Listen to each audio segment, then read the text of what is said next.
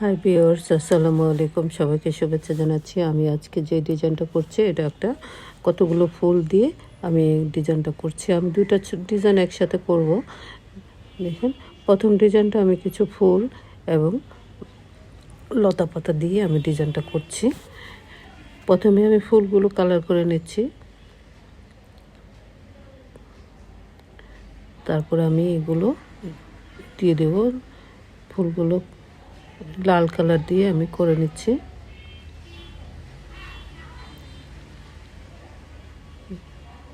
ফুলগুলো লাল কালার দিয়ে আমি শেষ করব।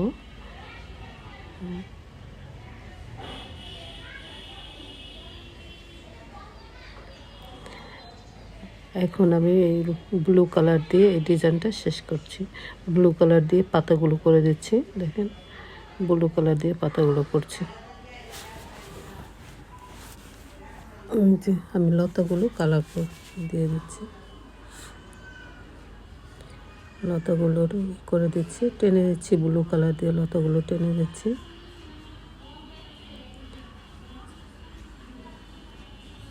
এভাবে আমি ব্লু কালার দিয়ে টেনে টেনে দিচ্ছি।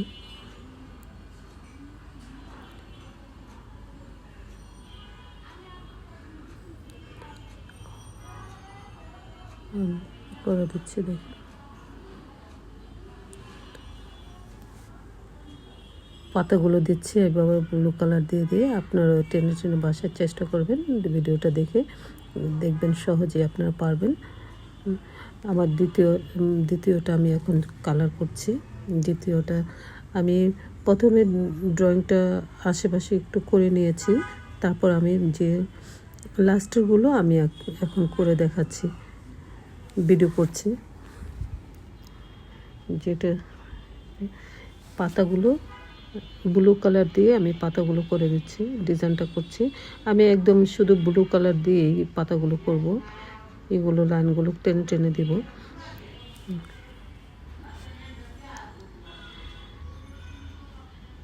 যে কোনো শাড়িতে, সালোয়ার কামিজে আপনারা ডিজাইনটা করতে পারেন। ওড়নাতে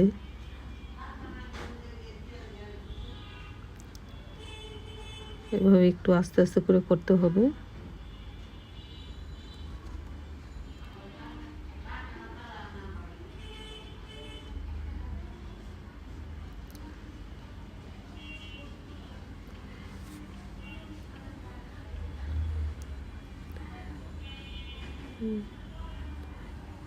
তারপর আমি যে এই পাশে ডিজাইনটা বাকি আছে আমি করে দিচ্ছি ডিজাইনটা।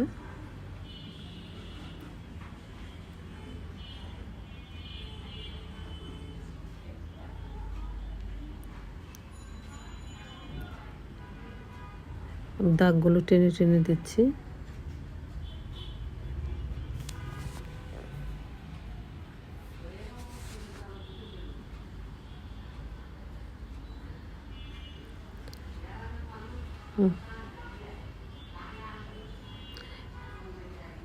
আস্তে আস্তে করে করতে হবে, কেননা রঙগুলো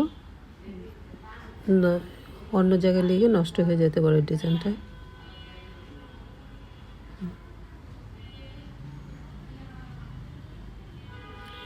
সবাইকে খোদা হাফেজ।